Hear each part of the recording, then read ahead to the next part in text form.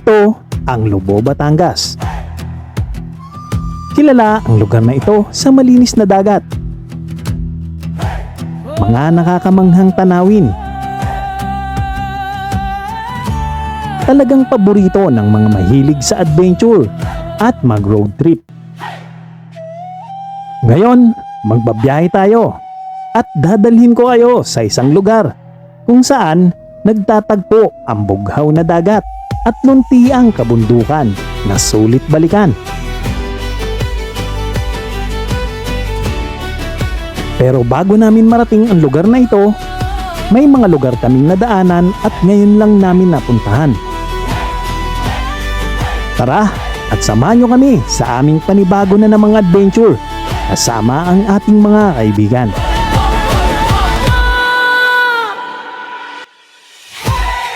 Good morning. Kailangan din tropa oh. Punta tayo ngayon ng Batangas. Ayan, si Raymond at si Bernard. Time check. 4:47. Papatid ko. Ito ang aming breakfast. Bigyan ko sila. So, time check natin mag-aalas 5 na ng umaga. So, let's go. Papunta tayo ngayon ng Batangas. Ang location natin dito sa may Bilog. Maaga kaming umalis dahil halos 3 oras ang aming magiging biyahe mula dito sa Bacoor papuntang Bilogo, Batangas. Let's go. Ang magiging ruta namin, dito kami sa General Trias. Iwas kami dito sa Emilio Aguinaldo. Dito tayo sa may kanan, papunta tayo ng General Trias. Tapos ang magiging labas na natin ito sa may Tagaytay na. So, let's go! At ang reason kung bakit kami pupunta doon ay dahil ang kaibigan nating si Pare Bernard at si Joy ay imbitado sa kasal ng kanilang kaibigan. Kaya sasamahan natin sila. Pero maghahanap tayo ng campsite malapit lang sa venue ng kasal. At dito sa Lobo, Batangas, ang may pinakamalapit na lugar na may campsite at bukod doon malapit pa sa dagat. Lamig na ng hangin, no? Bali ang magiging ruta namin dito sa General Trias, Cavite. Tapos Tagaytay na kami dadaan. So, okay, dito na tayo sa Tagaytay. Medyo malamig na talaga, no?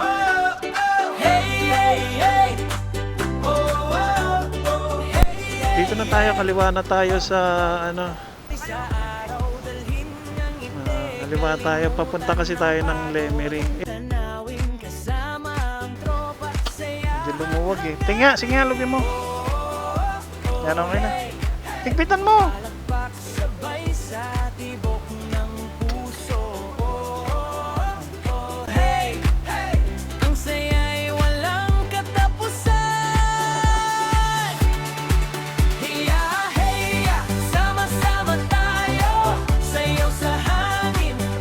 Maganda ang daan dito sa Tagaytay papuntang Lemery, Batangas.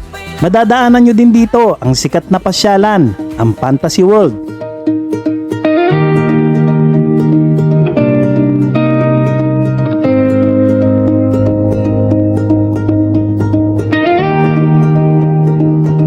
After namin dito ay kinakailangan na namin bilisan ang biyahe para makaabot kami sa wedding ceremony ng kasal.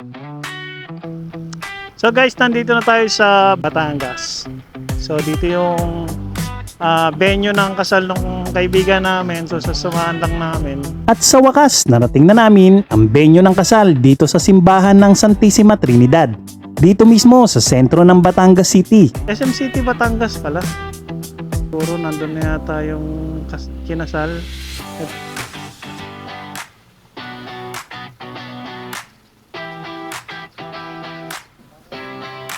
Nakapasok na ba siya? Hindi, yung kinasal. After ng kasal ay dumiretso na kami sa wedding reception kung saan tayo ay kakain. Okay, nandito tayo sa venue ng kasal ng kaibigan natin. Ayan. Okay. Ayan o, pasok sila dyan o. Hello po.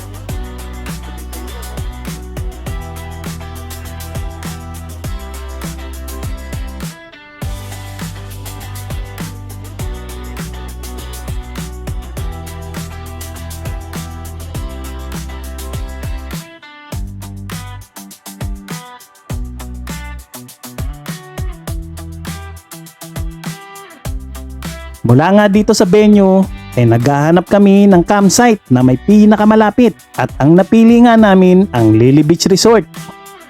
Yun.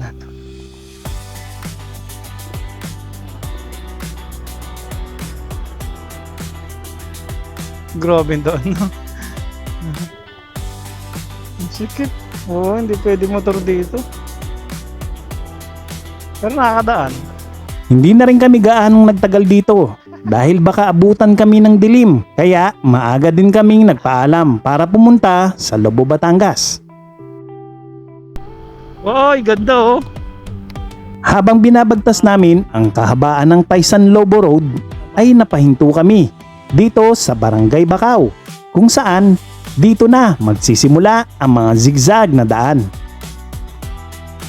Mapapansin mo din dito ang mga bundok na nagtataasan at ang kagandahan ng kagubatan ng Batangas.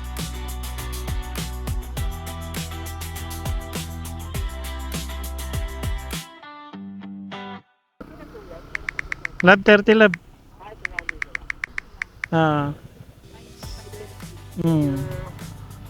So pagpasok namin dito sa Lobo, siningil kami ng environmental fee na 30 pesos per motorsiklo. Per head? Per head. Bali 60. Okay, 60. Pagdating namin sa Lobo, Batangas, ay agad na naming pinuntahan Yan na ba tayo sa ang Lily mismong Beach? campsite, ang Lily Beach Resort. Dito tayo sa Lily Beach Resort. Pero dahil wala kaming reservation sa Lily Beach Resort, dito kami napunta sa El Milo Resort, katabi lang din ng Lily Beach Resort. Ang entrance fee nila dito ay 200 pesos at ang kanilang 10 pitching ay 350 pesos. Bali ang naging setup namin dito ay gumawa lang kami ng triangle at sa gilid namin ang aming mga motor.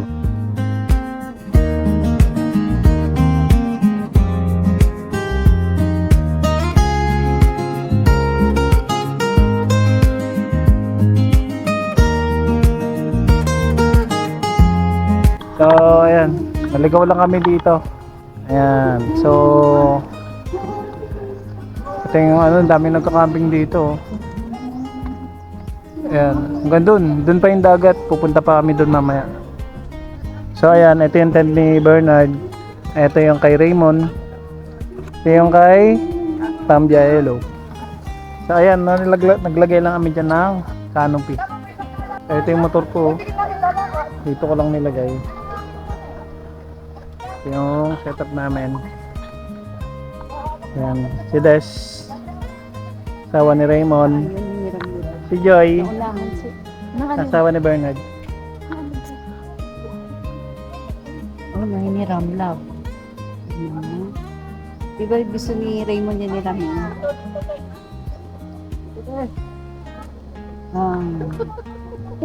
Di mo pa inano kanina. Sayang. Okay. Hapunan na. Nakaluto na kami. Ayan ang setup namin. So wala kami mga dalang mga lamesa. Ang ginamit namin mga top box. So ayan. Pinalibutan namin. Tara, kain tayo. Well done. See you tomorrow mga katambayers. Drown out po.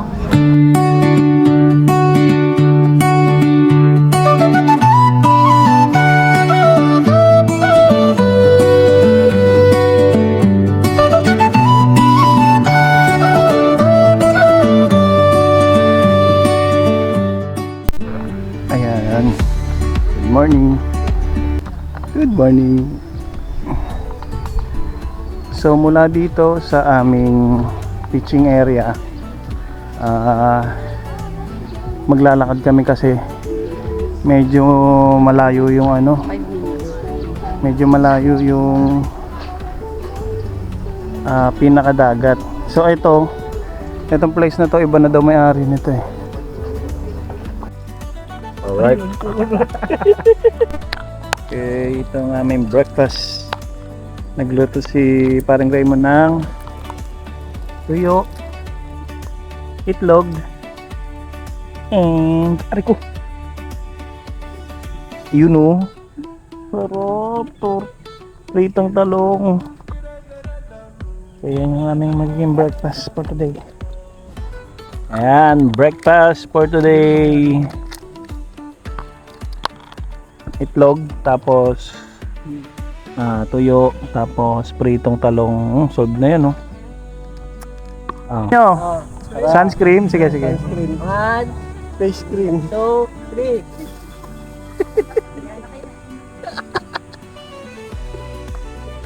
Sinisik sa mat. Okay, pupunta na kami sa dagat.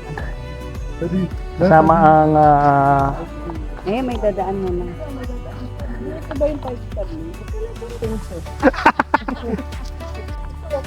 ayan o, yan yung sinasabi sa inyong ano, Diyan walang nakaano, parang private. parang private. Ayun dito nakakatakot tulog. Mangrove. Ayun, ayun na. Mangrove forest.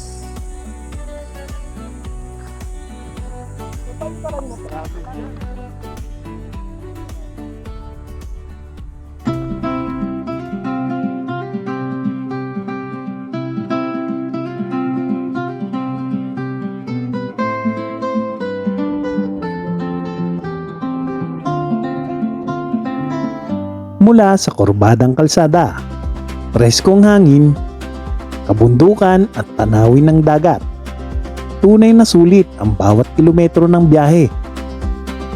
Hindi lang tayo bumabiyahe para makarating sa lugar. Bumabiyahe tayo para makalikha ng mga alaalang habang buhay nating dadalhin. Ako po ang inyong dakilang tambiyahero. Hanggang sa muli, paalam!